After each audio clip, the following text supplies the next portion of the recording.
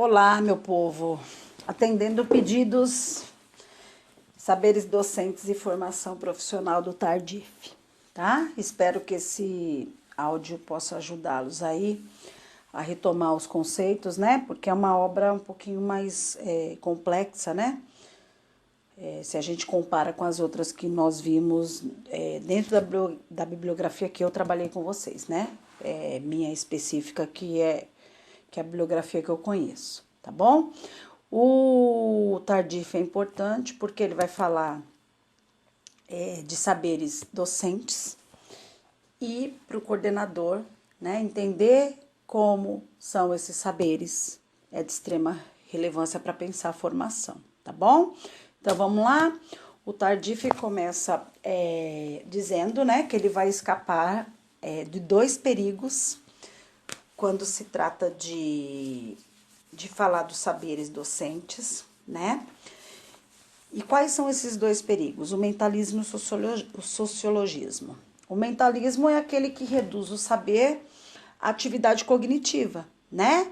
Então, para dar um exemplo prático, né? O saber seria aquilo que está na nossa cabecinha, dentro da cabecinha de cada um, e que a gente externa. Então, é uma espécie de subjetivismo, né?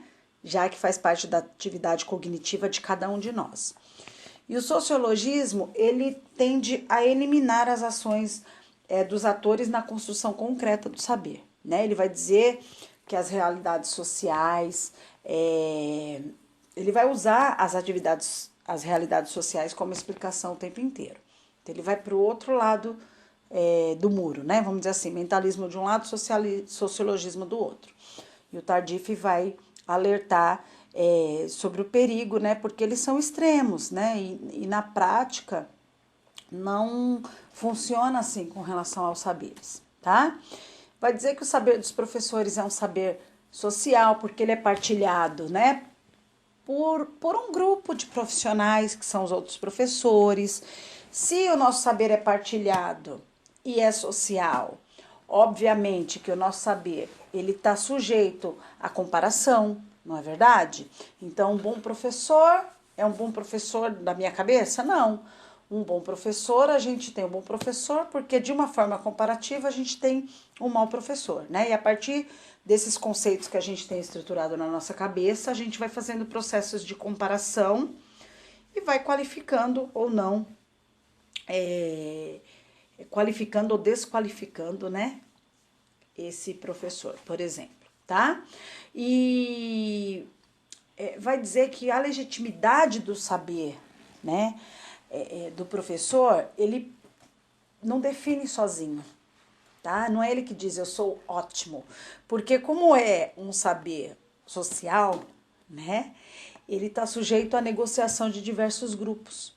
São esses diversos grupos que vão dizer se essa negociação desses diversos grupos, né? Se isso é bom ou ruim, tá? Seus próprios objetos são objetos sociais. Não é? O professor lida com os estudantes são sociais, e daí a gente tem relações altamente complexas. O saber está assentado num arbitrário cultural, tá? Ele vai trazer um pressuposto aí do Bourdieu pra gente.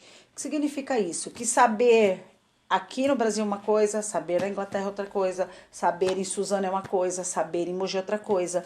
Ele está intimamente ligado a história de uma sociedade, a um contexto, né, de história.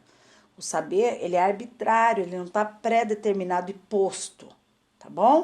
E ele é um processo de construção ao longo da carreira, tá? Por exemplo, gente, se a gente fala de processos de alfabetização, né, os saberes de um alfabetizador na década de 50 eram outros, né, dos alfabetizadores do século 21, tá? Pra gente pensar assim de forma comparativa. E aí o Tardif, ele vai dividir a sua obra em 6 capítulos, né, que ele vai dizer que são os fios condutores da discussão dele. Então o primeiro capítulo vai falar do saber e trabalho, o segundo capítulo da diversidade do saber, o terceiro da temporalidade do saber, O quarto capítulo, da experiência do trabalho enquanto fundamento do saber. O quinto capítulo, saberes humanos a respeito de seres humanos. E o sexto capítulo, saberes e formação de professores. E ele vai dividir, né, esses 6 capítulos, ele vai botar em 2 partes do livro. A primeira parte do livro, ele vai falar do saber do professor e seu trabalho. E na segunda parte, ele vai tratar da formação de professores, tá bom? É claro que essa divisão, né, ela não é aleatória. Ele consegue, né, porque é uma obra interessante. Trazer pra gente como esse saber é construído, porque a partir do domínio dessas informações eu consigo pensar melhor sobre como seria uma formação melhor a partir desse saber, né? Então vamos lá. No capítulo 1, os professores diante do saber. Esboço de uma problemática do saber docente. Ele vai trazer pra gente que o professor está numa posição estratégica, porque é ele que faz, né, a interlocução, ele que une as sociedades contemporâneas aos saberes. Porém, ele vai dizer que a produção do saber está no espaço e a formação na outra, e elas atuam como atividades complementares. O que significa isso? Do ponto de vista prático, né? O professor, ele forma, né? Ele ensina, ele une, ele traz esses saberes, esses conhecimentos para a sociedade. Porém, não é ele quem os produz, tá? Não é ele quem os produz. E aí, obviamente, né, que esse processo de aquisição e aprendizagem dos saberes, ele está subordinado, tanto material quanto ideologicamente, às atividades de produção de novos conhecimentos, tá? Então, o que significa isso? Eu, Maria, quem determino quais são os saberes que entram na minha sala de aula? Também não, nem isso, né? Na verdade, a gente não... Eu, Maria, que criei a teoria dos gêneros discursivos? Também não. Então, eu trabalho com o conhecimento de uma forma, vamos pensar, extremamente esquisita, né? Porque eu estou numa posição estratégica de ensinar, mas não produzo esse conhecimento que eu vou ensinar. E sempre o meu formar, sempre o meu ensinar vai estar subordinado à produção de novos conhecimentos. Então, sabe lembra do exemplo lá dos processos de alfabetização? Não é? Os professores, quando eles não vão se subordinando a essa lógica, né, da produção de novos conhecimentos, ele vai sendo até considerado desatualizado, antigo, né, pouco flexível a mudanças, etc. e tal, tá? E ele vai dizer que o nosso saber é plural, né? Ele vai até trazer 4 saberes para ilustrar isso, o quanto o nosso saber docente é plural. Porém, o único saber que realmente é de propriedade do professor são os saberes experienciais, tá bom? Ele vai trazer os saberes da formação profissional, saberes disciplinares, saberes curriculares e saberes experienciais. Sendo que o único de propriedade do professor é o experiencial, porque são saberes específicos do seu trabalho, do seu cotidiano, da sua prática, né? Então, é muito importante a gente entender que nessa obra o Tardif vai tratar do professor em atuação, tá? O professor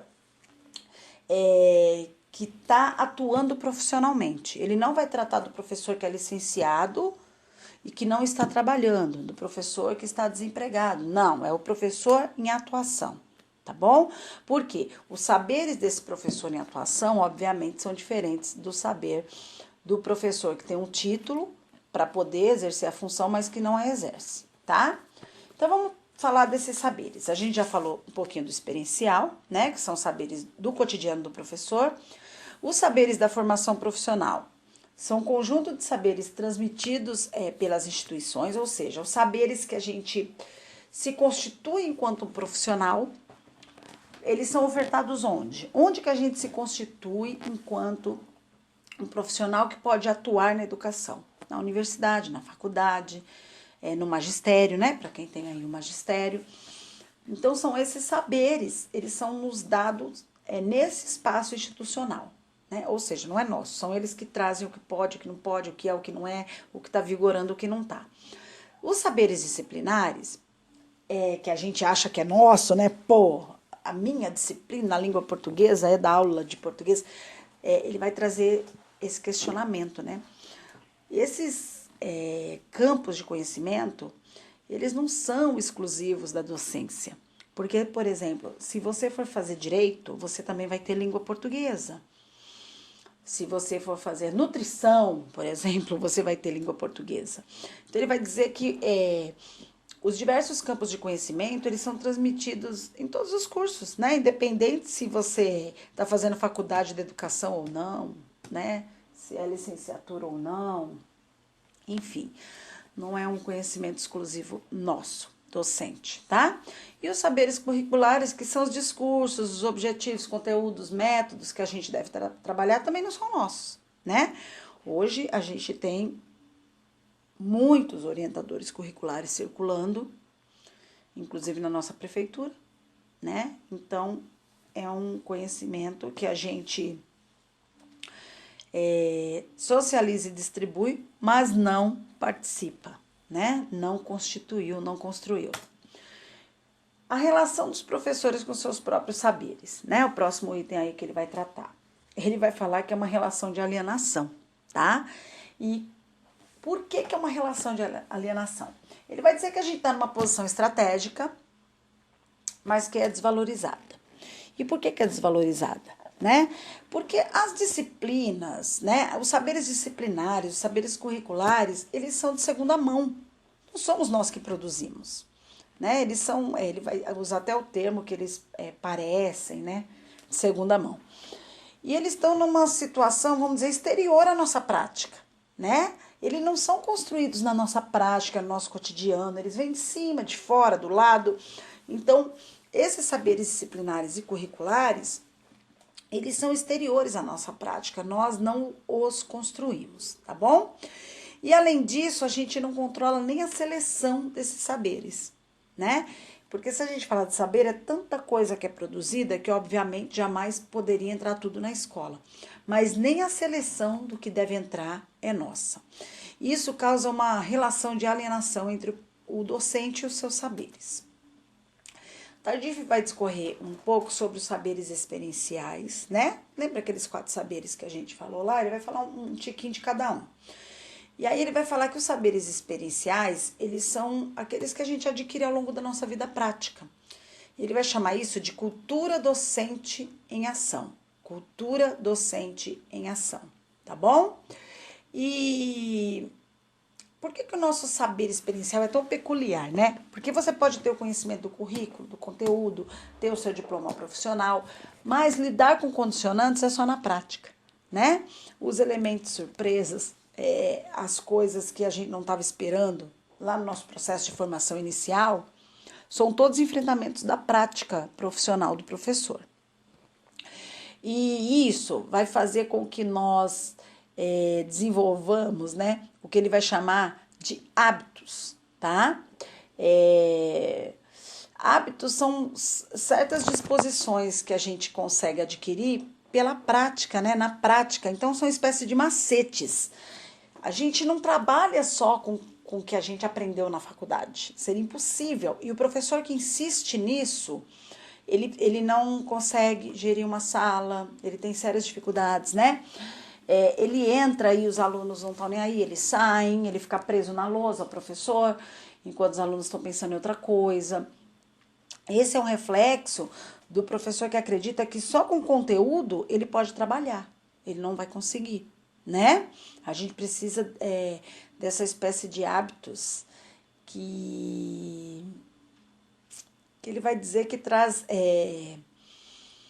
ele usa uma expressão bem interessante, né? Vai dizer que se torna até traços da nossa personalidade, sabe? Personalidade profissional, né? Obviamente. Aquela coisa de, eu faço assim, olha, dá certo, eu faço assado. Então, acaba virando traços da nossa personalidade, tá bom? Pessoal, só um adendo aí, no material de vocês tem um erro, tá? Tá habitatus, hábitos. Por favor, corrijam aí, hábitos, tá? Acho que no processo de ditado aí o aplicativo falhou. Os saberes experienciais, eles têm 3 objetos. tá bom? Então, esse saber do chão da escola do cotidiano tem 3 objetos que o perfazem. As relações e as interações que os professores estabelecem e desenvolvem com os demais atores no campo de sua prática. Então, o primeiro objeto são as relações humanas, né?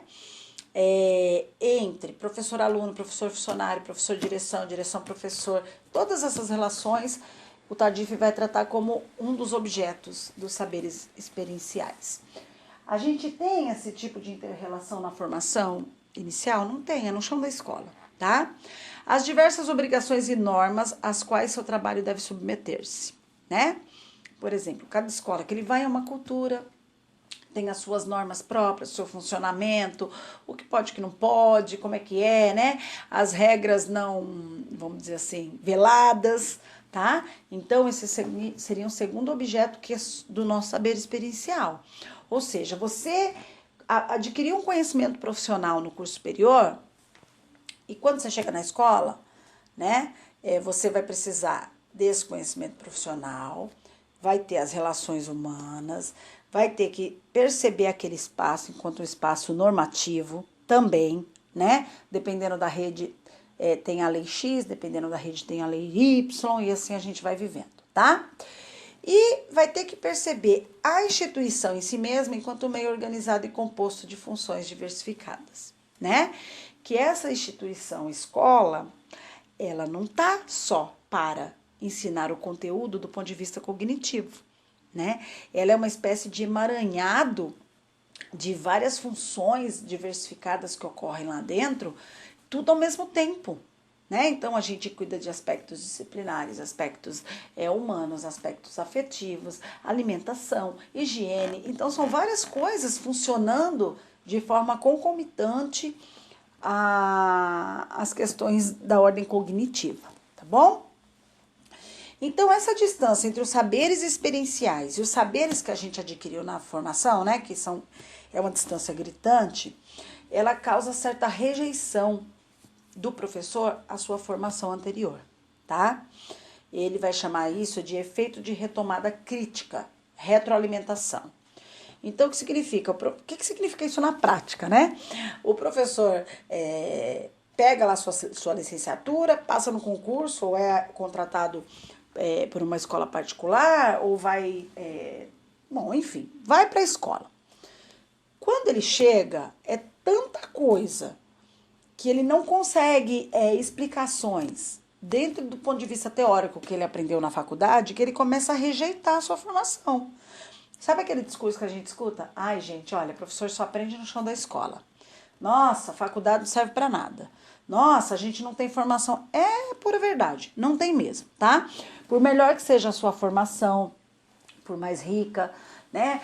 Por melhor que seja a sua universidade, ela vai trazer conteúdos do ponto de vista cognitivo, mas ela não vai trazer esses saberes experienciais pra gente, porque não tem residência para professor, igual tem para médico. Talvez se tivesse, né? Se a gente fizesse uma residência antes de pegar o diploma, seria outra história.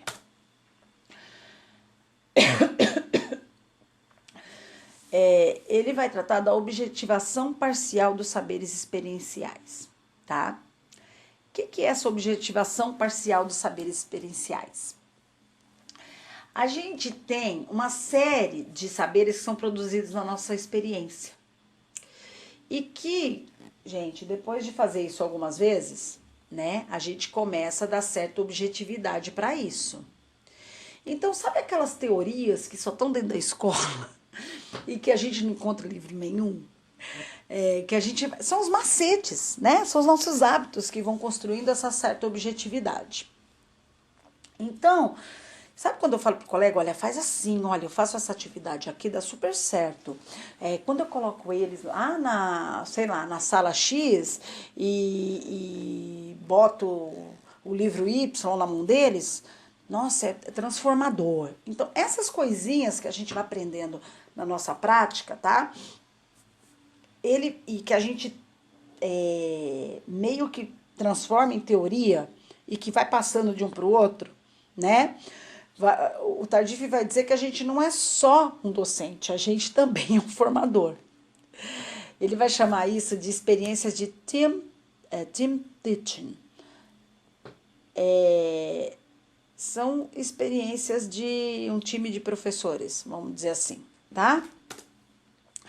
No capítulo 2, o Tardif vai tratar dos saberes, do tempo e aprendizagem do trabalho docente. Então, o que isso quer dizer, né? Ele vai dizer que o tempo e o trabalho, né? O tempo, quando eu digo assim, tempo e trabalho, né? O tempo e o trabalho juntos, eles vão modificando o meu saber trabalhar. O que significa isso? Eu entro hoje na educação, daqui 20 anos eu sou o mesmo? Não sou, tá? Então, o nosso saber, ele tá extremamente ligado à questão do tempo. Eles são temporais, tá bom?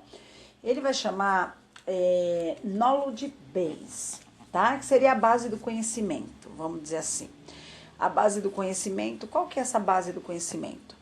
Os saberes mobilizados pelos professores eficientes durante a ação em sala de aula, que foram validados pela pesquisa e que deveriam ser incorporados aos programas de formação.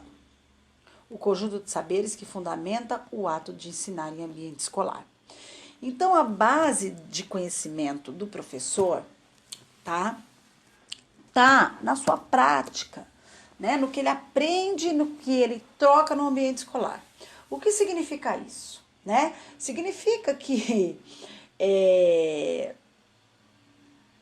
o que a gente testou, né? O que a gente junto construiu e foi validado por meio de pesquisa, deveria ser incorporado à formação dos professores. E isso não acontece, né? A gente bebe da academia. O inverso não é verdadeiro, tá bom? Então, esse conjunto de saberes do ambiente escolar tem que ser melhor valorizado. Os saberes profissionais do professor parecem ser, portanto, plurais, compostos, heterogêneos. É assim, gente, só conteúdo eu preciso para ensinar? São tantos saberes, né?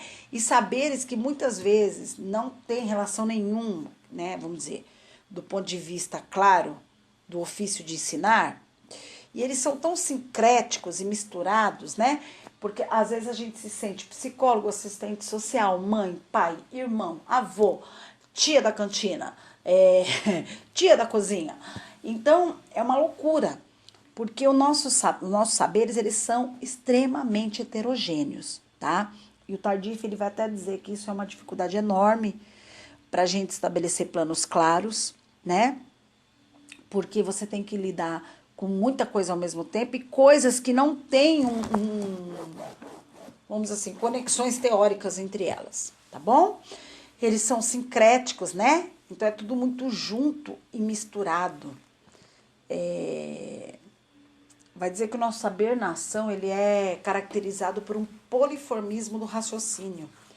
Então, a gente usa vários tipos de raciocínio para poder dar certo. A gente induz, deduz, abduz, faz analogias. Ou seja, gente, é uma loucura. Vamos lá. A inscrição no tempo é particularmente importante para compreender a genealogia dos saberes docentes, né? Então, ele vai falar um pouquinho da linha do tempo da formação do professor, tá? É claro que é importante a gente observar que quando ele vai tratar disso, ele vai falar no primeiro momento de forma geral. Depois ele vai especificar, né?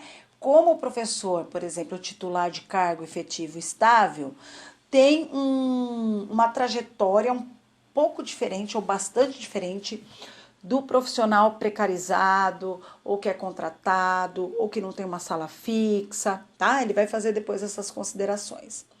Mas, enfim, ele vai falar de duas coisinhas aí, né? A trajetória profissional e o saber como viver numa escola. Então, ele vai dizer que a trajetória profissional, nossa, não começa quando a gente entra na escola para dar aula. Porque a gente já ficou no banco da escola nossa vida toda como aluno, né? Nossa vida todinha, ou quase toda, né? Ou pelo menos 16 anos, a gente ficou em bancos escolares antes de começar a trabalhar. E que a nossa concepção de escola, do nosso momento de estudante, é inabalável, gente. Ele vai dizer que é muito difícil, não é que é impossível, tá? Mas que é um condicionante que a gente, enquanto formador, precisa pensar, né?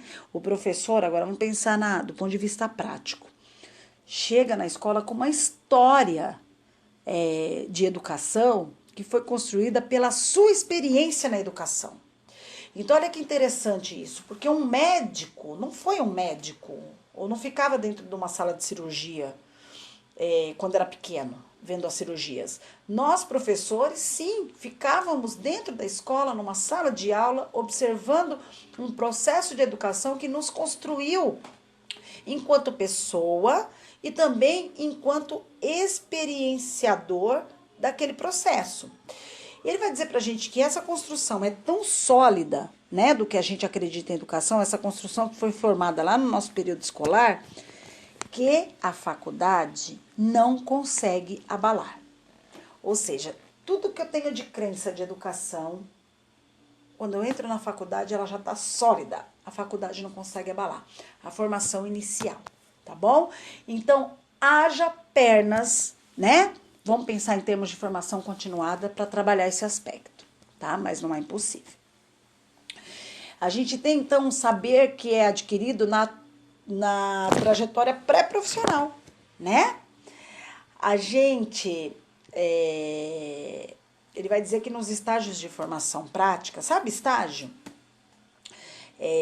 Os professores, eles têm uma tendência a observar coisas que fazem parte da sua representação já, das suas expectativas, tá bom?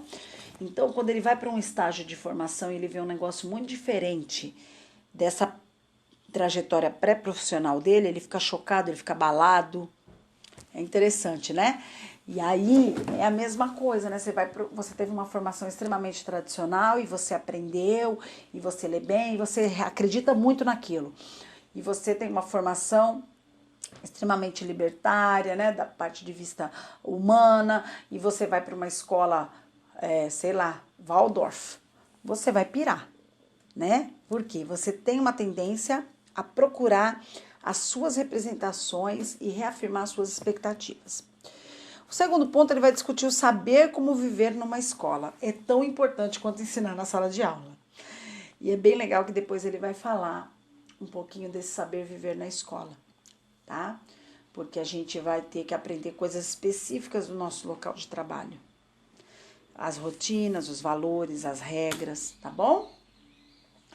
Então, as nossas fontes pré-profissionais, né, também contam. Além da escola que a gente tem uma família, né? E a gente traz concepções e crenças da nossa formação, da nossa criação. Também elas entram com força dentro da nossa formação profissional, tá bom? A análise da carreira, ela deve apoiar-se no estudo de 2 tipos de fenômenos interligados. Então, ele vai dizer que a gente precisa observar a institucionalização da carreira e a sua representação subjetiva entre os atores. Ou seja, a gente tem uma formação, né, uma institucionalização do que é ser professor. Os papéis profissionais, eles estão estabelecidos, né, por uma tradição do que é essa ocupação. E também a gente tem uma socialização profissional, né? O que significa isso? Que a gente também pode remodelar as normas e papéis institucionalizados. Então, olha que loucura. O que significa isso na prática, né? Existe uma institucionalização do que é ser professor que está posta. E os nossos papéis, eles estão vinculados, embrincados a essa forma de ver o que é a carreira do professor.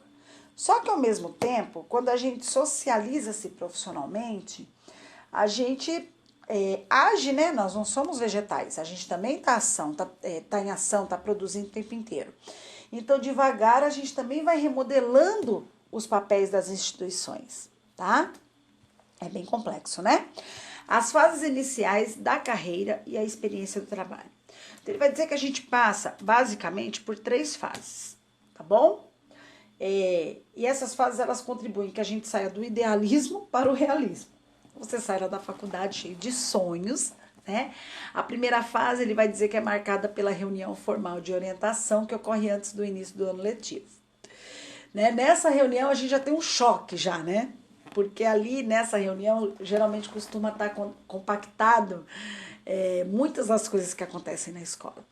E o professor que está chegando, né, cru, que não atuou ainda, para ele aquilo é o primeiro choque, o Tardif vai falar, tá? A segunda fase, ele vai dizer que é quando ele pisa na sala de aula. Não, desculpa, essa é a terceira fase. A segunda fase é um pouquinho antes. É quando os novatos entram na sala dos professores. Que ele vai dizer que, assim, existe uma hierarquia, tá? Dentro da sala dos professores, ele até vai usar o termo na famosa ou infame sala dos professores, para dizer que lá, né, essas regras, elas são inculcadas e mantidas, né? Inculcadas, o que é inculcada, né? Elas vão sendo repetidas. Então lá a gente já fica sabendo quem manda e quem obedece. Seria mais ou menos isso, né? Quando o novato chega, ele já sabe que tem que obedecer. A terceira fase, ela tá ligada à descoberta dos alunos reais. É quando ele pisa na sala de aula e, puf, não é o que eu achava que era, tá? E ele vai dizer que os 5 ou 7 primeiros anos de carreira representam um período crítico, extremamente tenso, tá? E ele divide essa primeira fase, né, até os 7 anos, em 2 fases. A fase de exploração e a fase de estabilização e de consolidação. Então, a fase de exploração é de 1 a 3 anos. Quando o professor chega, né, ele tá na fase de tentativas e erros, porque a gente vai aprendendo ali na prática, né, gente, na raça. E também essa fase é extremamente marcada porque ele se sente na necessidade de ser aceito pelo seu círculo profissional. Então, é bem interessante, né, que é o que a gente vulgarmente chama de corporativismo. Então, a gente tem algumas opiniões, mas a gente abafa, esconde, coloca embaixo do tapetinho, porque eu preciso ser aceito pelo grupo, tá? E a fase de estabilização, que vai dos 3 a 7 anos, é quando a gente está mais seguro, né? Mais certo do que a gente está fazendo. A gente está menos centrado na gente, mais centrado nas crianças, né? A tendência é essa, tá, gente? Ele vai dizer que não é, lógico, né? Linear dessa forma, mas é isso.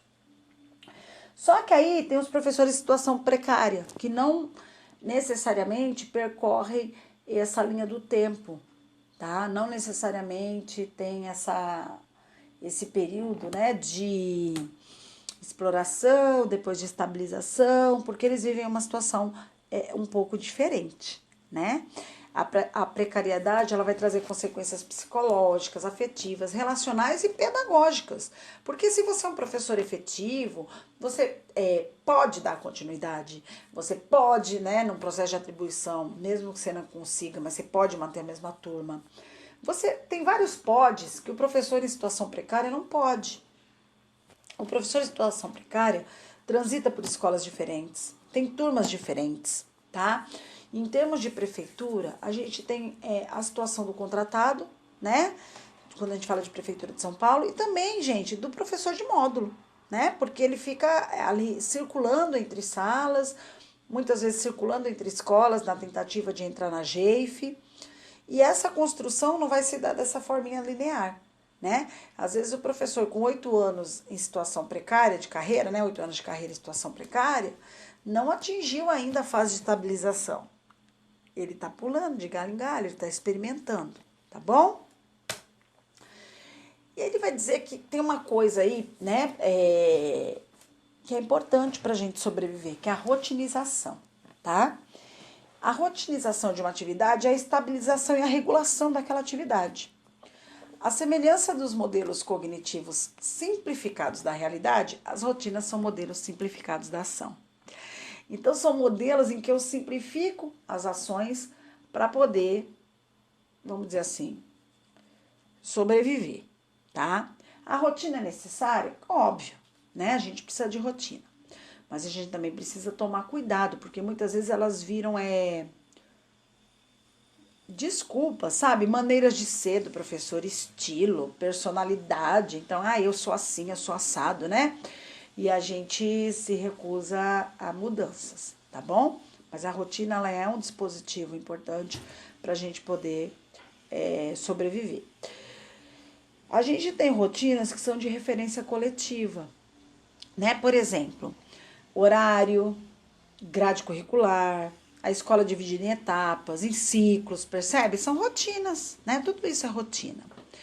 Quando a gente entra, por exemplo, numa escola de educação infantil, a questão da rotina às vezes está tão arraigada e estática que a gente ainda tem festas baseadas num calendário civil, né? Ou num calendário religioso. Isso tudo é reflexo da rotinização, tá bom?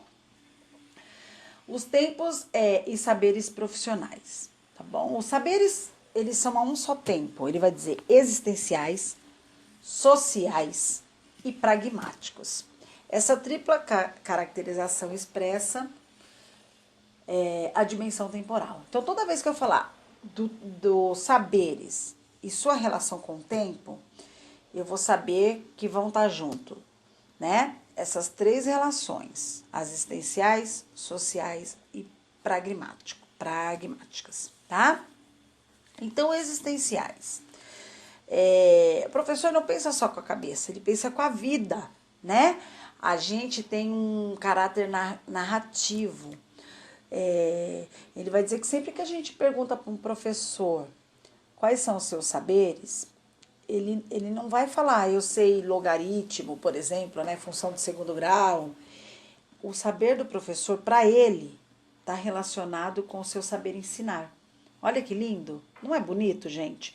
Então, se o nosso saber ensinar estiver comprometido, a gente não vai fazer nada, né? Não vai ensinar nada, tá? São sociais, né? E saberes são produzidos e legitimados por grupos sociais. A gente já tinha visto isso lá na nossa introdução. Eles precisam ser legitimados pelos universitários, pelos currículos, pelas autoridades, enfim. E são pragmáticos, né?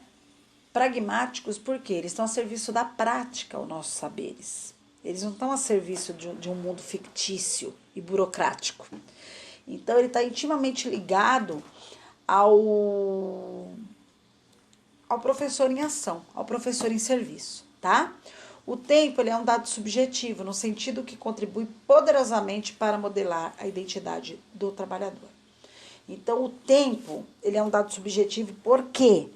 Porque o tempo, para mim, vai me construir enquanto uma identidade X e para você, identidade Y. Depende de como a gente viveu esse tempo, depende de que experiências a gente teve nesse tempo, depende de que instituições a gente trabalhou nesse tempo, percebe? Então, o tempo, ele é um dado subjetivo, mas ele é um dado elementar, que não dá para desassociar, existe isso, gente? Existe, né? Da questão dos saberes profissionais, tá bom?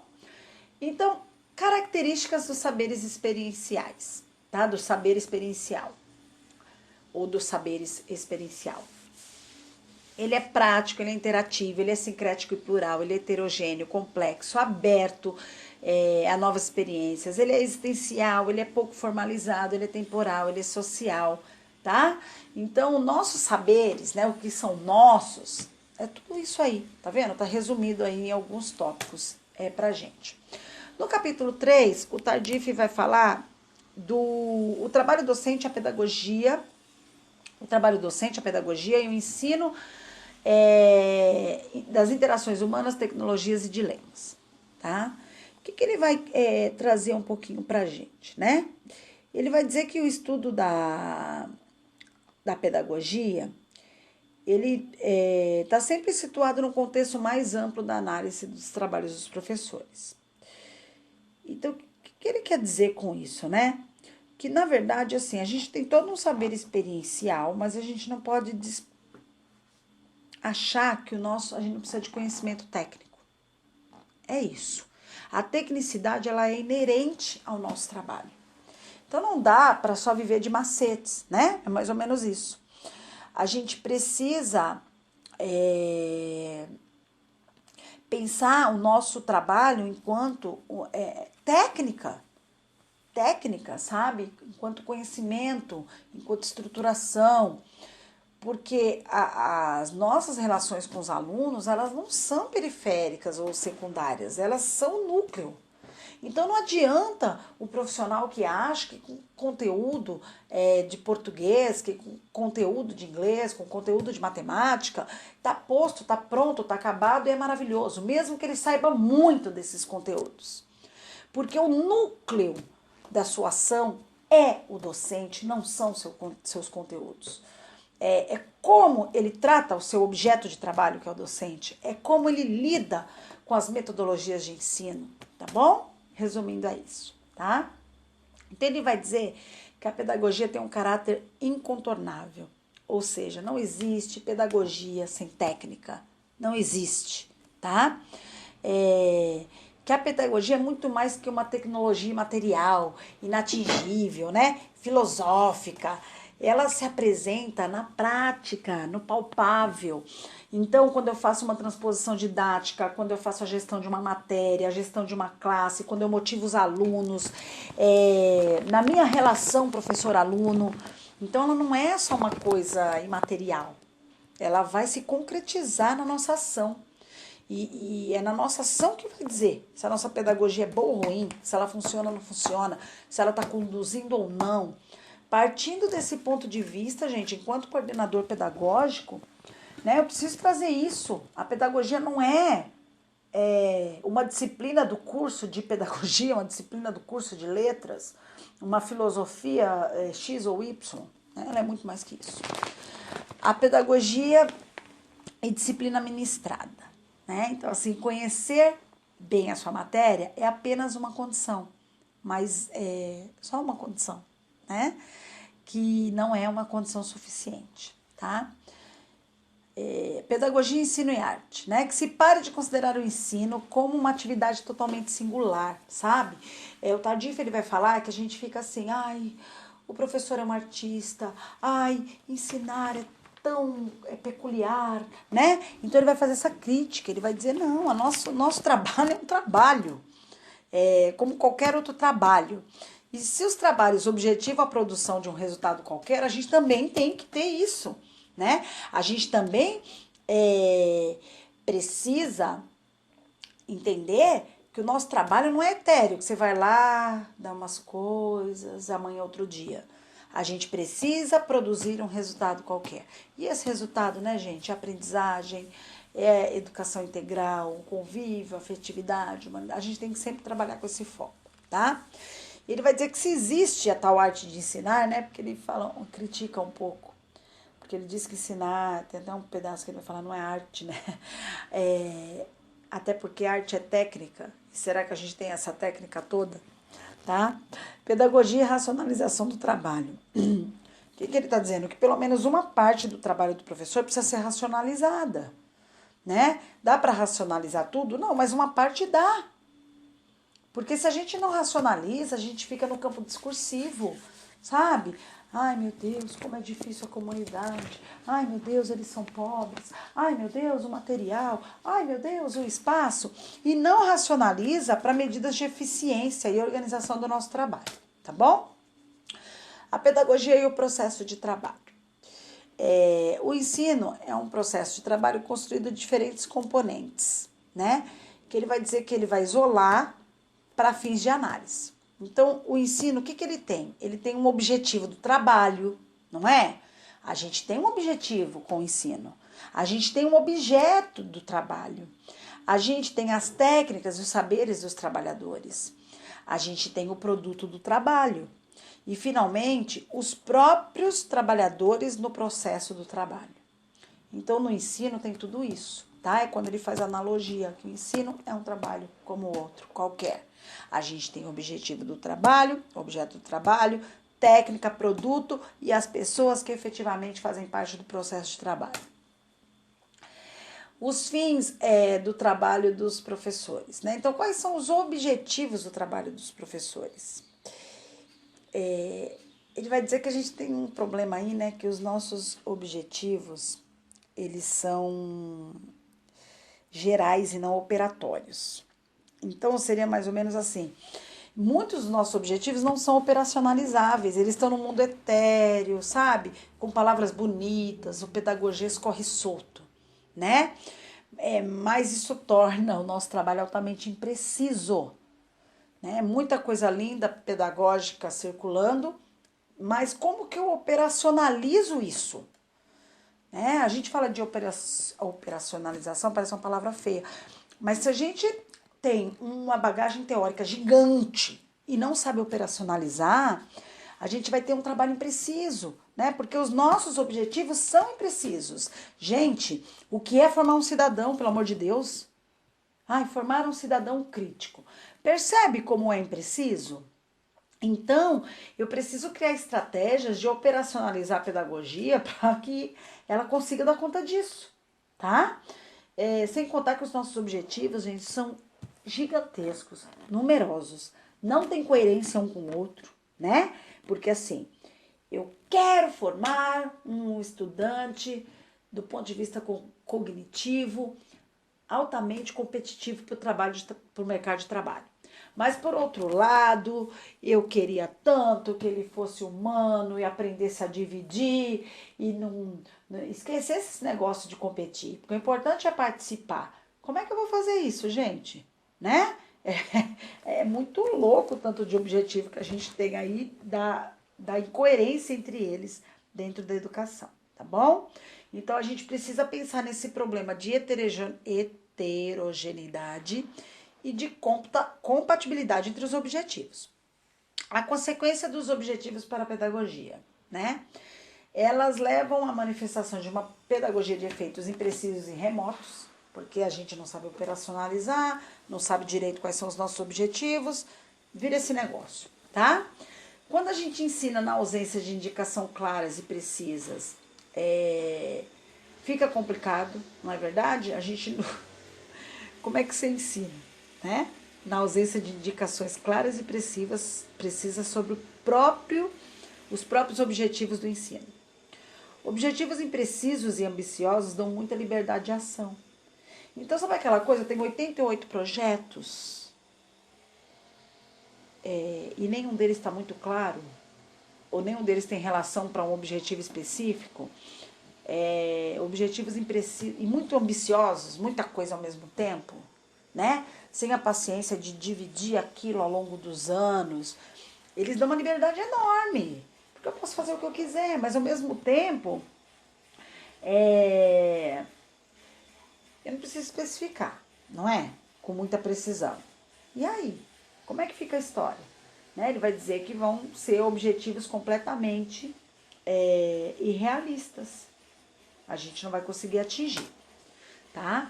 O objeto humano e o trabalho docente é o próximo item que ele vai tratar aí conosco. Então, ele falou dos nossos objetivos, que são imprecisos e irrealistas, né? A gente precisa melhorar isso. E agora ele vai falar do objeto humano. Qual que é o objeto, gente? O humano. São os estudantes, tá? A gente atua sobre um objeto que são individuais e sociais ao mesmo tempo. Então, o primeiro problema que a gente tem, né? A gente atua com a individualidade e a heterogeneidade. Porque a gente ensina para grupos, mas quem tem que aprender é o menino, o indivíduo. Olha que complexo, né? Esse objeto é sociável. Então, ele também faz julgamento de valores do professor. Ou a gente acha que não? Nós somos o rei da cocada preta, né? E também esse aluno sofre inúmeras influências fora do contexto escolar que a gente não tem controle. São coisas para a gente pensar a hora que a gente vai preparar a nossa aula. Né? E para a gente, enquanto coordenador, pensar como a gente vai trabalhar sobre isso com os professores. Esse objeto humano, ele tem afetividade, né? Esse objeto humano, ele tem os princípios da atividade, da liberdade e do controle.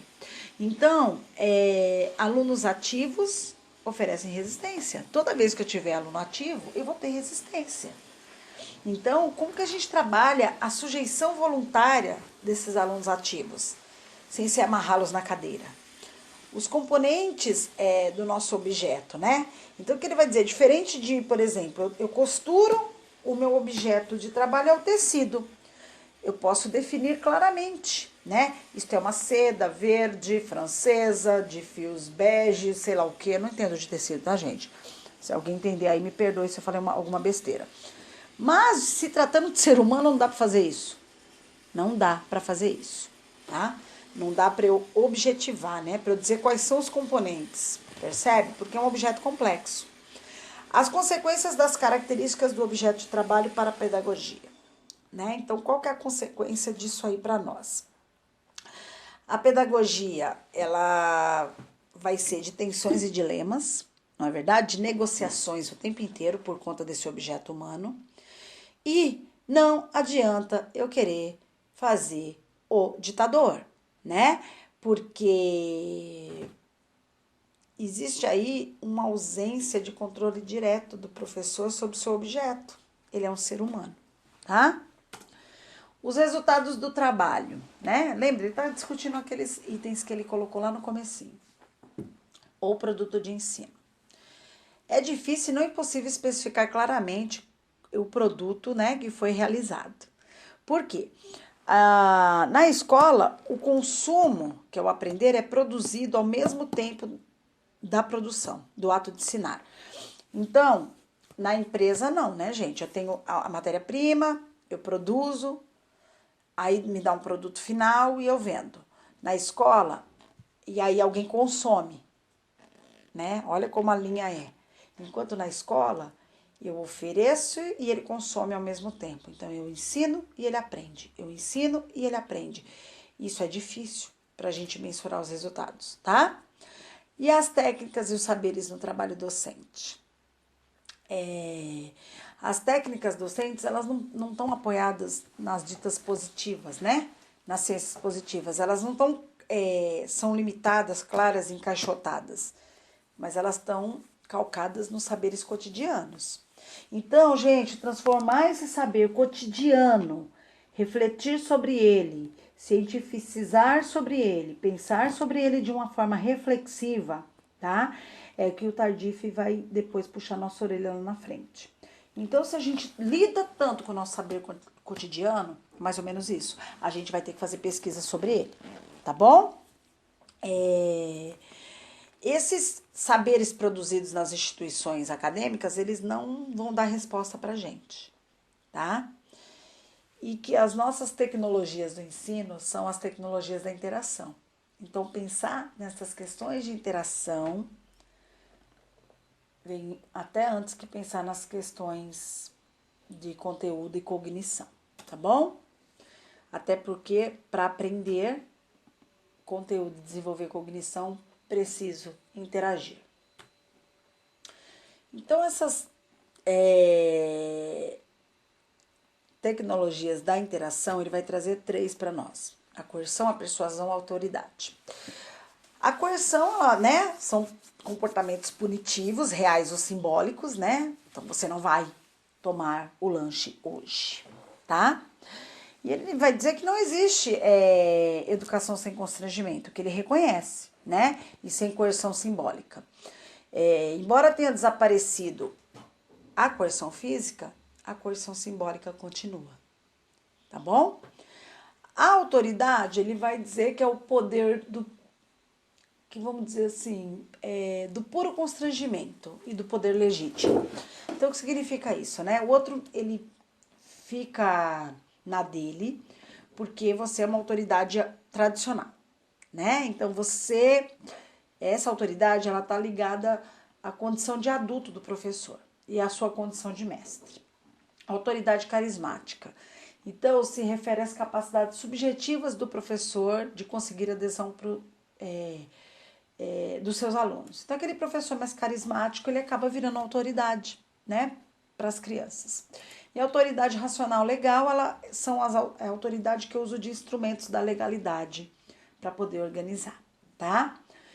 Essas 3 autoridades, o Tardif vai dizer que os professores insistem frequentemente na importância de sua personalidade como justificativa. Então, os professores que usam esses mecanismos, né, eles estão pautados numa justificativa que ele diz que é a sua personalidade. Então, assim, ele é ótimo comigo porque eu sou um professor reconhecido, tenho anos na escola e eu mando no barraco.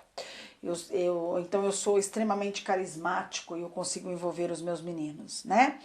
Ou aquele, eu falo mesmo, se não cumprir, vou aplicar o regimento escolar, sei lá, tá bom? E a persuasão, ela tá ligada aos procedimentos linguísticos, né? Então ela tem a ver com uma interação do ponto de vista mais do convencimento. A gente está lidando mais com ferramentas de ordem linguística mesmo, convencer o outro pela fala, pelos argumentos que eu apresento a ele, tá bom? O professor enquanto trabalhador. A personalidade do professor é um componente essencial do seu trabalho. E aí ele vai chamar isso de trabalho investido ou vivido, né? Um professor não pode somente fazer seu trabalho, ele também deve se empenhar em investir nesse trabalho, o que ele mesmo é como pessoa. Então, resumindo em miúdos, né? O trabalho do professor vai refletir o que ele é como pessoa. É isso que ele está dizendo. Porque não tem como fazer essa cisão profissional profunda só pelo fato de eu ter um diploma na mão. Eu tenho uma história, eu tive uma história escolar, eu tenho uma história de vida, eu tenho um tempo de carreira. Então, tudo isso junto, né, vai refletir também o que o professor é como pessoa, tá bom? E, em contrapartida, ele vai dizer que os alunos resistem à despersonalização muito grande das suas relações com o professor. Então, quando o professor não se apresenta enquanto pessoa, sabe? Eu sou professor, eu não tenho que conversar com ninguém, eu tenho que dar o meu conteúdo, essas coisas que a gente escuta. Os alunos enxergam isso como uma despersonalização das relações. Então, o professor que não personaliza, não traz o seu eu para as relações. E eles fazem resistência combatendo, né? Então, a ciência já está dizendo aí pra gente um caminho. Ele vai trazer 3 características para o trabalho do professor, né? Ele é um trabalho emocional, ele é um trabalho mental e ele é um trabalho moral. Então, um trabalho emocional porque vai além das nossas capacidades físicas e mentais. Ele é um trabalho mental porque ele não pensa somente no seu trabalho, mas o trabalho é o seu pensamento. Olha que loucura, gente. A gente não pensa no trabalho. O nosso pensamento é o nosso trabalho. Não é à toa que a gente pensa em casa, que a gente prepara aula em casa, a gente o tempo inteiro está educando na esquina, no condomínio, na escada, dentro do carro para não jogar lixo na rua, né? Então, a gente não pensa sobre o trabalho. A nossa mente, o nosso pensamento é o nosso trabalho. Muito louco isso, né? E é um trabalho moral porque a gente somos portadores de um fardo ético, ele vai dizer. E aí fica a pergunta, né? Será que somos sempre portadores desse fardo ético? Fica a pergunta também aí para nós gestores. Como que a gente faz o trato com essa ética? Se a gente faz vistas grossas, finge que não tá vendo para ficar coleguinha, tudo isso a gente tem que pensar, tá? Os professores precisam elaborar seus instrumentos e construir os seus locais de trabalho. A ética, né? Ele vai apertar um pouco as nossas feridas aí. Ele vai dizer que é uma condição, uma dimensão que hoje é frequentemente deixada de lado. Não se fala de ética no trabalho, né? A gente tem problemas de valor. Isso é um caso sério, tá bom? A dimensão ética do professor, ela vai se manifestar no trabalho com os grupos de aluno, né? Nas questões de como eu trato a equidade do tratamento, como que a gente vai fazer o jogo entre padrões gerais e casos individuais. No componente simbólico de ensino também vai aparecer a dimensão ética, né? Por quê? É óbvio que o domínio de professores vai ser sempre diferente do domínio de alunos. Então, Mas isso não é só um problema técnico ou cognitivo, é um problema ético. Como a gente lida, já que a gente sabe mais e que a gente é uma autoridade. Como que a gente se usa desse conhecer na interação e na abertura com o outro. Porque ele vai dizer que tem professores que excluem, sim, os alunos por meio de discursos. E não diretamente, entendeu? Você não vale nada. Mas quando a gente chama o outro de burro de outro jeito, sabe? De várias formas, né? Até na forma de olhar. É uma questão de poder cognitivo que a gente está usando numa dimensão não ética. Na escolha dos meios empregados pelo professor. Essa questão dos meios, né? O professor ele não exerce influência direta sobre as finalidades da educação, mas ele pode controlar os meios, isto é, o ensino. O que significa isso, gente? A gente pode escolher o conteúdo? Não. A gente pode até fazer uma pequena seleção entre eles, mas escolher os conteúdos que entram na escola, não. Mas quem controla a forma como ensinar o conteúdo é o professor. Então, se ele cria mecanismos, metodologias segregacionistas, né? Metodologias para quem sabe, quem não sabe que se dane, agrupamentos, na hora que a gente vai formar uma sala, sabe? Com, essa desculpa do pedagógico, que ainda é muito forte, né? E que a gente sabe que por baixo dela não está realmente pedagógico, mas estão questões de comportamento dos alunos para poder organizar salas, são escolhas de meios. Ninguém diz pra gente que a gente tem que fazer isso. Somos nós que escolhemos. E como a gente trata isso de forma ética, tá bom? O capítulo 4 vai trazer o seguinte título: Elementos para uma teoria da prática educativa. Então, uma teoria da atividade educativa nada mais é do que um modelo de ação formalizado. Então, olha só, gente, vamos pensar, o que significa isso, né? A gente tem um conhecimento prático, que, claro, deve ter concepções teóricas. Mas aquela teoria do livro, é aquela teoria do livro que entra na ação do professor? Não, tá? É claro que a gente tá falando de ativismo, conhecimento prático sem base nenhuma, tá bom? O Tardif não tá falando disso. Então, essa prática, né, esse modelo de ação que a gente tem, quando ele é formalizado, ele passa a ser uma teoria da prática educativa, uma teoria da atividade educativa. A gente pode usar de vários modelos de ação no decurso da nossa atividade, né? A gente não está pautado só no modelo de ação para trabalhar, mas em vários. A prática educativa ela constitui uma das categorias fundamentais da atividade humana. Então,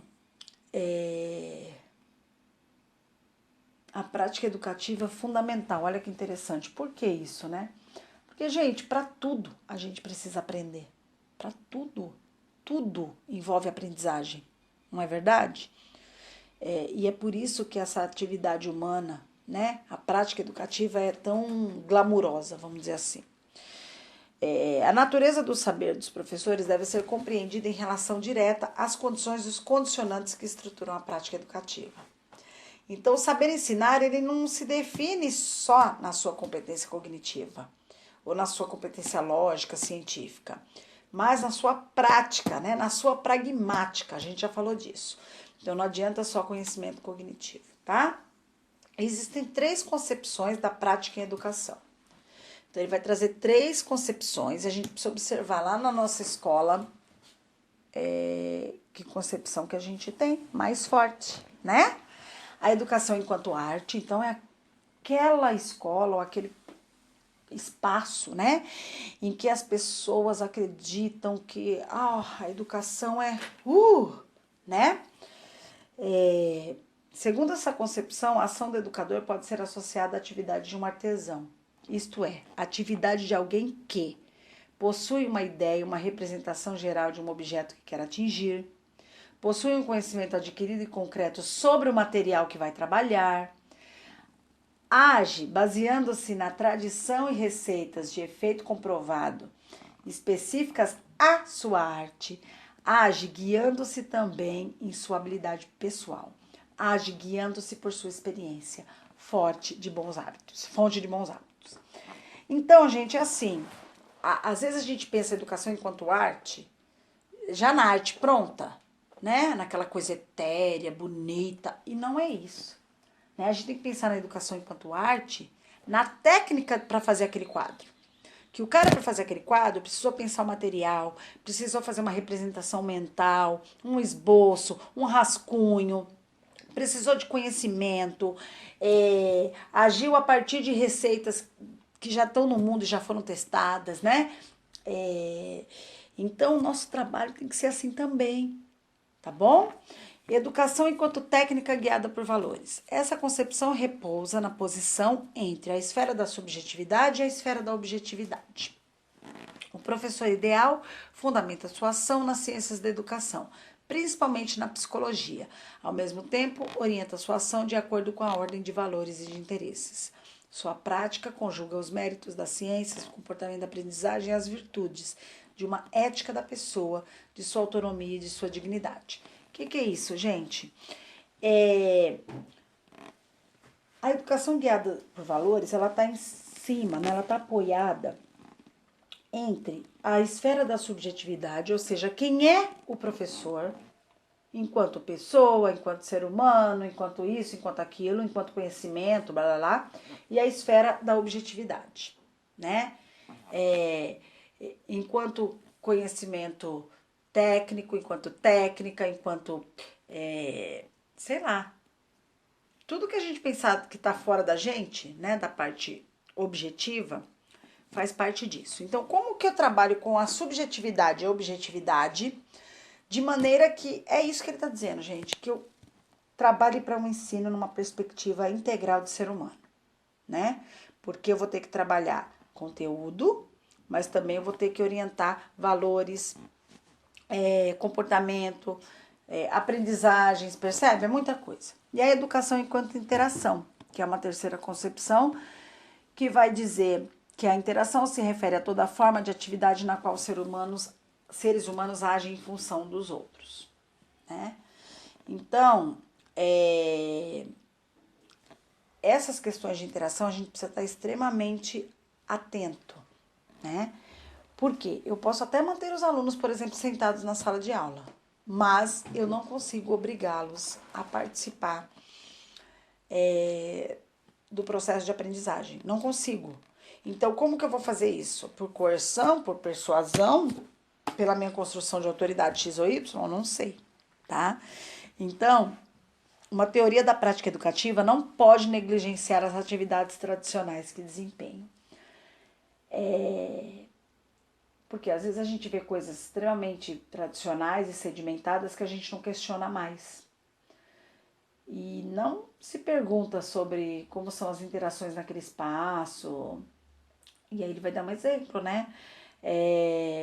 Como a gente acha normal os alunos sentarem enfileirados um atrás do outro. A gente acha uma coisa natural. E não um fato histórico e social, uma história toda de ensino militarizado, né? De ninguém olhar no olho de ninguém, todo mundo olhando na nuca do outro. Isso é muito forte, gente, é muito forte. E quando a gente sugere, né? Fala por cima de outras formas de organizar, nós somos extremamente repudiados com olhares. Mas são coisas que a gente precisa vencer. Ações e saberes na prática educativa. O trabalho do professor não corresponde a um tipo específico, né? Um único tipo de saber. A gente já falou isso. Não já falou? A gente precisa de vários saberes ao mesmo tempo, junto e misturado, tá bom? E aí ele vai trazer tudo que a gente já falou, de forma mais resumidinha aí, tá bom? O ensino como uma técnica, os outros autores vão falar, né, que a gente precisa de mais componentes afetivos, outros autores vão falar de uma visão ético-política, outros autores vão falar da interação social, outros autores vão falar do ensino como arte, enfim, não importa. O que importa é como a gente usa isso, tá? E aí, esse slide que vai trazer uma série de itens, tá bom?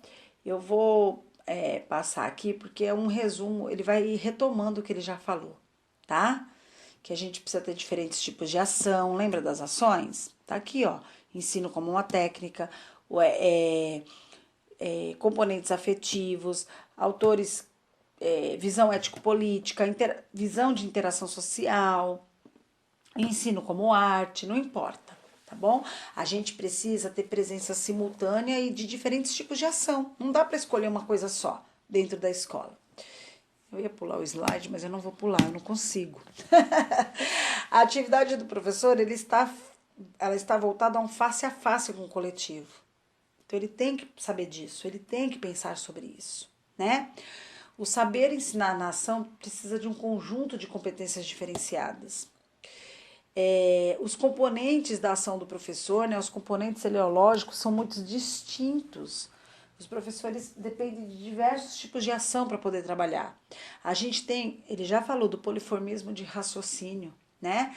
A gente pensa muita coisa ao mesmo tempo, a gente não consegue mensurar esses pensamentos e saberes entre si, não tem como. O saber ensinar possui uma especificidade específica. Então, olha, gente, apareceu de novo habitatus nessa tela, tá? É hábitos. Hábitos. Oh, Deus, esse ditadinho é fogo. Então, esse saber ensinar, ele é de extrema relevância, né? A gente precisa desenvolver hábitos.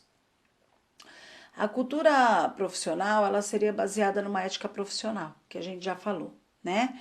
E como é que a gente usa essa ética, né? Só na nossa consciência discursiva, porque é complicado, né? Por exemplo, o meu aluno chega 10 minutos atrasado, eu não quero ele na sala de aula, mas eu fujo da GEIF 20 minutos antes, percebe? Então, são dessas coisas que ele vai trazendo pra gente refletir enquanto pessoas, né, que estão dentro da instituição escolar. 3 concepções do saber. A gente precisa pensar nessas 3 concepções do saber. Por quê? Ele vai dizer assim, o que é o saber? Né? Lá no começo do livro, vocês lembram que ele fala que o saber é histórico e cultural? Que ele é arbitrário, né? Então, se o saber é arbitrário, é histórico, é cultural, é contextualizado, eu não tenho como definir o saber, né? Aí ele vai dizer, é mais ou menos isso. Mas a gente tem algumas coisas do saber que são universais. Vamos colocar assim, ele não usa essa palavra, tá? Mas é pra gente poder entender aí com clareza a próxima tela.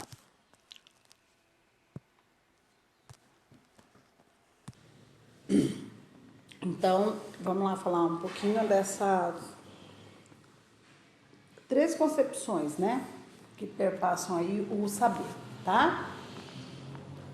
Então, o que ele vai dizer, né? Ele vai dividir em o sujeito, a representação, o juízo, o discurso assertórico e o argumento, a discussão. Então, o sujeito, a representação é um tipo particular de certeza subjetiva produzida pelo pensamento racional.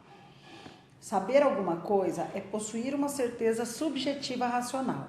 O saber cognitivo é um saber subjetivo, tá? Então, em tese, né, uma das concepções de saber diz que saber é possuir uma certeza subjetiva racional, tá? Então, tá ligado à racionalidade, ao que você conhece, ao seu saber cognitivo, tá bom? Vamos pensar assim, né? Por exemplo, a gente tem, cada um aí tem os seus conhecimentos, né? Desse repertório durante o curso e etc e tal. Cada um tem um saber cognitivo, subjetivo sobre esses conteúdos, não é isso? Cada um aprendeu de uma forma, né? Cada um externaliza de um jeito. Porém, o que é comum, né? É que é uma certeza subjetiva racional, baseada no raciocínio, na cognição, tá bom? A segunda forma de conceber o saber ele vai dizer que o juízo, né, refere-se à dimensão assertórica. Então, o que significa isso? Os discursos afirmam algo de verdadeiro a respeito da natureza da natureza da realidade ou de tal fenômeno particular. O saber se limita ao juízo da realidade e exclui os juízos de valor, de vivência e etc. Tá? Então, o saber ele está ligado aos fatos, tá bom? Então, por exemplo, a mesa é azul, eu olho e a mesa é azul, tá? Então, é a dimensão assertórica daquilo. Não tem como discutir, tá? É claro que existem, né, as questões culturais, por exemplo, eu dizer, aqui no Brasil, se eu virar e disser para você, ele é alto, e você olhar, ele é alto. Seria um discurso assertórico. Porém, como que a gente faz para trabalhar o discurso assertórico numa outra cultura, né? Será que numa outra cultura o você é alto mesmo? Percebe? Tá bom? Então, assim, se a gente pensar que sempre a gente pensar que tá baseado num fato, né? Porém é um fenômeno particular. Mas é um fato, é coisa assim que não dá muito pra gente ter juízo de valor, de vivência, é um fato, tá? É um juízo de realidade, vamos colocar assim. E o argumento, a discussão seria uma terceira forma de saber, onde o saber é concebido como uma construção coletiva de natureza linguística. O que significa isso? Né? Que é uma negociação entre os interlocutores. Então, o saber não é meu nem é seu. O saber, ele nasce a partir dessa interlocução que procura ultrapassar os pontos de vista iniciais. Então, eu tenho um ponto de vista, você tem um ponto de vista, a gente entra em discussão, né? Tentando, vamos dizer, mostrar, né, a validade intersubjetiva. A minha realidade subjetiva e a sua validade subjetiva, tá? Esse seria uma terceira forma que o saber se apresenta. E o que ele vai dizer? Que essas três formas, elas possuem algo comum, né? Todas elas associam o saber, né, às exigências da racionalidade. Ou seja, quando eu trabalho com o saber, eu trabalho com as exigências do racional. Seja ela enquanto um saber subjetivo, seja ela enquanto juízo de realidade, seja ela enquanto um saber argumentativo, tá bom? Porque eu não posso argumentar com emoções, com choro, me jogando no chão, né? É sempre de forma racional, tá? E esses saberes, eles podem ser questionados a qualquer momento. Por quê? Hoje, o saber é uma coisa. Lembra? A gente já viu isso aí na obra. Daqui 20 anos, o saber pode ser outra coisa, porque aparece um saber novo que contesta aquele saber anterior, tá bom? E aí ele vai dizer, né, que os atores sociais não são idiotas culturais. Ou seja, os professores não são idiotas culturais. Então, a gente precisa ter um núcleo comum entre os teóricos e os práticos, entre os pesquisadores universitários e os professores, para poder discutir teoria da educação. O professor, ele não é um cientista, né? A gente não é cientista porque o nosso objetivo não é produção de conhecimento. O nosso objetivo é fazer com que o sujeito aprenda, tá?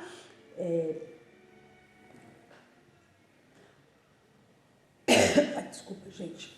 Então, se o nosso objetivo é fazer com que o indivíduo aprenda, nós não somos cientistas, tá? Mas é importante a gente estar atento, porque assim, gente, nós não somos cientistas, mas isso não impede de sermos pesquisadores, tá bom?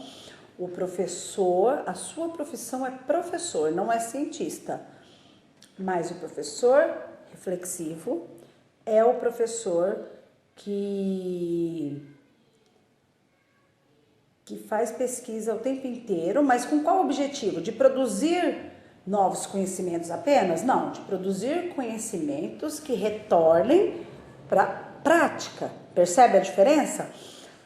Produzir conhecimentos que qualifiquem as aprendizagens, né? Essa é a nossa diferença para os demais cientistas, tá bom?